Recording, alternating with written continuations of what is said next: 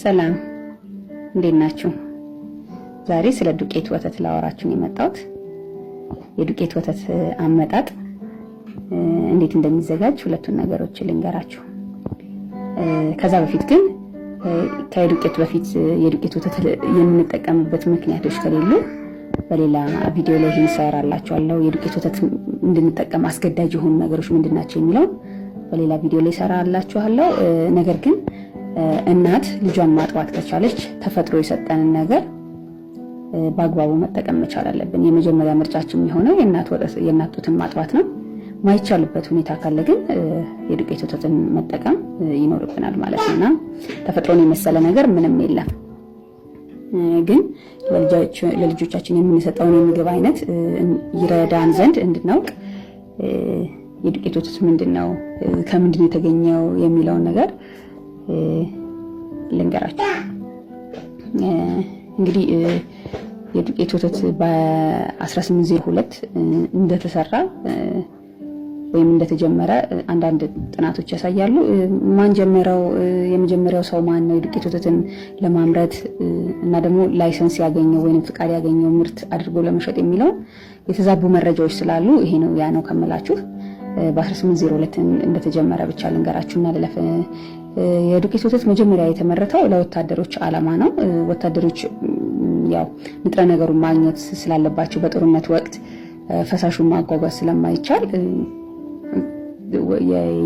የላም ወተትን በመውሰድ ዲሃይድሬት በማድረግ ዲሃይድሬት ማለት የላም ወተት ወይም ደግሞ ከሌሎችም ከፍየልም ከምንም ቢሆን ማለት ነው። በሌላ ሀገራቶች እንደዛ ስለሚሸጡ ያንን ወተት የተገኘውን ወተት ኢቫፖሬት በማድረግ ከ85 እስከ 87% የሚሆነው ውሃ ነው ወተት። ስለዚህ ይህንን ውሃ በማትነንና ወደ ደረቅ ዱቄት ወይም ፓውደር በመቀየር ፓክ በማድረግ ወደ ወታደሮች ይሄድ ነበር ማለት ነው። ከዛ በኋላ ግን ይህን ሐሳብ በማሳደግ ለልጆችም መጠቀም እንዲችሉ መጥባት የማይችሉበት ምክንያቶች ሲኖሩ ልጆች መጥባት በማይችሉበት ምክንያቶች ውስጥ ልጆች ወተት አግኝተው እንዲያድጉ ታሰበና ፓክ እየተደረገ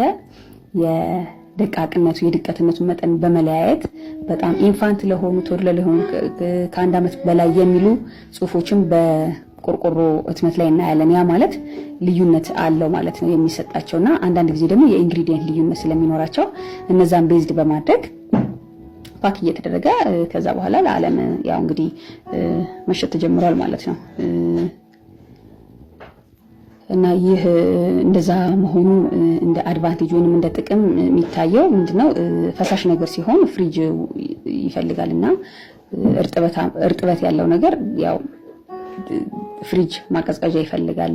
ይህን ደግሞ ካለ ፍሪጅ እንዲንቀሳቀስ አስችሎታል ማለት ነው። ደረቅ መሆኑ የውሃውን ወይንም ደግሞ እርጥበት ሲወሰድበት ደረቁ ፓርት ፍሪጅ አይፈልግም ማለት ነውና በቀላሉ ፓክ ለማድረግና የሼልፍ ላይፉን ወይም የቆይታ ጊዜውን ለመጨመር ረድቷቸዋል ማለት ነው በዛ ጊዜ። ስለዚህ በቀላሉ ከአንድ ቦታ ወደ ሌላ ቦታ ወተትን በደረቅ መልክ መጓጓዝ ይችላል ማለት ነው።